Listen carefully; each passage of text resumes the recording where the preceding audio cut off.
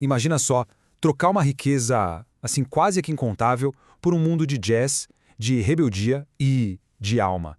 Essa é a história de Veronica Rothschild. Ela nasceu num palácio, mas foi nos clubes de jazz esfumaçados de Nova York que ela encontrou o seu verdadeiro lar. E tudo começa a virar de cabeça para baixo em 1955 com uma manchete que na época foi uma bomba. Rei do bop morre no quarto de baronesa. O tal rei era o gênio do jazz Charlie Parker. Mas a pergunta que ficou no ar para todo mundo foi quem? Quem era essa baronesa misteriosa?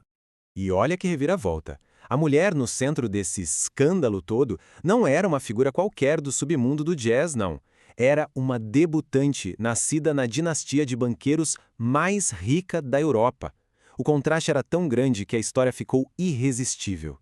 Isso nos leva então à primeira parte dessa história, a tal manchete escandalosa. O nome dela era um que as pessoas sussurravam tanto nos salões da alta sociedade quanto, veja só, nas delegacias de polícia. O nome completo dela era Kathleen Anne Panonica. Mas o que realmente importava, o que explicava tudo, era o sobrenome Rothschild. Sim, daquela família Rothschild. Para entender por que ela fugiu, primeiro a gente precisa entender a prisão em que ela vivia. Uma verdadeira gaiola dourada. Um mundo de privilégios, sim, mas também de regras sufocantes e uma vontade imensa de escapar. A vida da Nika era pura tensão. De um lado, as regras da família. Mulheres não podiam herdar, não podiam gerenciar os negócios. Fim de papo. Do outro lado, a realidade dela. Uma vida de lazer que não acabava nunca e que era terrivelmente monótona. Ela era vigiada dia e noite pelo que ela mesma chamava de batalhão de criados. A irmã dela descreveu a infância das duas como imaculada, constante e extremamente monótona. A rotina era toda programada, sabe? O contato com os pais tinha a hora marcada. Só podia comer com eles depois dos 16 anos. Era proibida de correr para não sujar os vestidos brancos. Era um mundo de trens particulares e mansões enormes que, na verdade, era uma prisão sem liberdade nenhuma. A questão toda era essa. Por uma mulher Rothschild, naquela época, o futuro não tinha muitas opções. As irmãs tinham, basicamente, 3 caminhos a seguir. Lutar contra um sistema que foi feito para anular elas, fugir de tudo ou simplesmente ficar e aceitar o destino que já tinham escrito.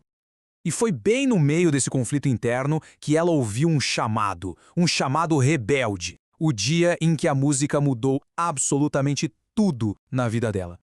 Quando ela ouviu o bebop de Thelonious Monk pela primeira vez, ela descreveu a sensação com as palavras dela mesma. Recebi a mensagem de que meu lugar era onde aquela música estava. Foi mesmo um chamamento, muito estranho. Não era só uma música, sabe? Foi uma revelação, uma missão de vida. E ela atendeu esse chamado do jeito mais radical possível. Abandonou o marido, os 5 filhos, a fortuna da família. E, como se conta, nunca mais olhou para trás. E foi assim que ela criou uma nova identidade. Ela se tornou a baronesa do bebop. Uma patrona, uma protetora e, para muita gente, uma grande provocadora. A casa dela em Weehawken, New Jersey, com aquela vista para Manhattan, virou um santuário. Numa América ainda segregada, aquele lugar era um refúgio, um porto seguro. Um lugar para compor, para relaxar e, claro, para jam sessions que viravam à noite, longe do preconceito e dos perigos da rua. E a personalidade dela era tão única quanto a história. Tem um caso ótimo. Uma vez um cara criticou o jeito que ela dirigiu o Bentley dela. A resposta dela foi curta e grossa. Vá se fuder. O cara alcançou ela no sinal seguinte e respondeu: minha senhora, com o devido respeito, o mesmo para si. Esse era o mundo dela, direto, sem filtro, autêntico.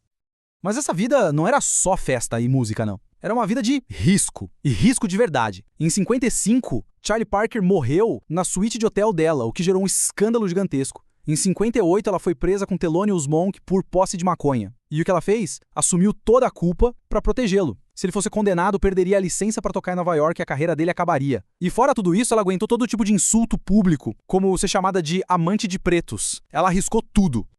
Então, no fim das contas, qual é o verdadeiro legado dela no jazz? Muita gente na época só via ela como uma groupie rica, mas a verdade é que ela foi muito, mas muito mais do que isso.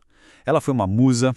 As críticas eram pesadas. Diletante rica, groupie tentando dar sentido a uma vida vazia.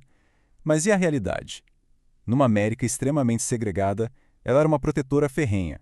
Era motorista, confidente, amiga, banqueira. O apoio dela era fundamental. ia muito além do dinheiro. Ela pagava aluguel, comprava instrumentos, garantia que os músicos tivessem um teto e paz para criar. E a prova final do impacto dela está gravada para sempre na música que ela tanto amava. Para o músico de jazz, dar o nome de alguém a uma canção é a maior honra que existe. E dezenas de clássicos foram dedicados a ela. Penonica, do Monk, Nika's Dream, do Horace Silver. A lista é enorme e é um testamento da importância dela. Então fica a pergunta: heroína ou diletante? Talvez a resposta nem seja uma coisa ou outra. O verdadeiro legado da baronesa do bebop é o de uma mulher que usou todo o seu privilégio não para ter mais poder, mas para proteger uma das formas de arte mais importantes da América no momento em que ela era mais vulnerável. Uma vida extraordinária que até hoje ecoa em cada nota de jazz tocada em sua homenagem.